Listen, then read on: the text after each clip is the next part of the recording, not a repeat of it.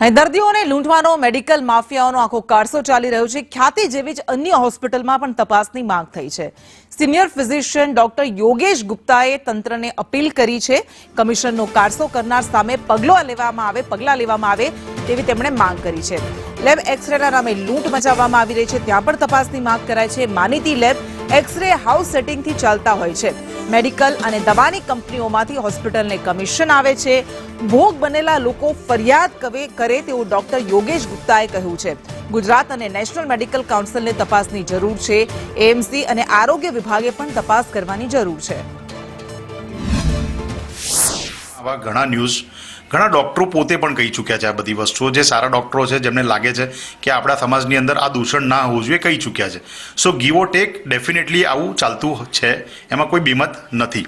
હવે કે મારા ગ્રુપની અંદર મને ખબર છે કે આવું ચાલી રહ્યું છે, તો આપણે એને પહેલાં કોન્સાયન્સ એનામાં જગાવવું પડે, એને સમજાવવું પડે કે આ ના કર। કેમ કે ડૉક્ટરોને આપણે ડિગ્રી લઈ લઈએ, એમને આપણે બંધ કરી દઈએ પ્રેક્ટિસ કરતા, એ સોલ્યુશન નથી। બીજું અમદાવાદ મેડિકલ એસોસિએશનનો વારો આવે કે ભાઈ એ લોકોએ એટલીસ્ટ એમના ગ્રુપની અંદર એ લોકોને બોલાવીને સમજાવવું પડે કે બોસ આ ના કર, નહીંતર પછી અમારે કમ્પ્લેન કરવી પડશે। નેશનલ મેડિકલ કાઉન્સિલ જોડે જ્યારે વાત જાય ત્યારે એ લોકોએ સ્ટ્રિક્ટ પગલાં લેવા જોઈએ।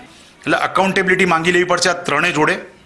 મેં કીધું એ પ્રમાણે આરોગ્ય વિભાગ, એનએમસી અને એએમએ છેલ્લે પછી સમાજે સમજવું પડશે કે આપણે આમાંથી કેવી રીતે આગળ વધીએ, નહીંતર ખ્યાતિકાંડ જેવા કાંડ દર મહિને દેખાશે।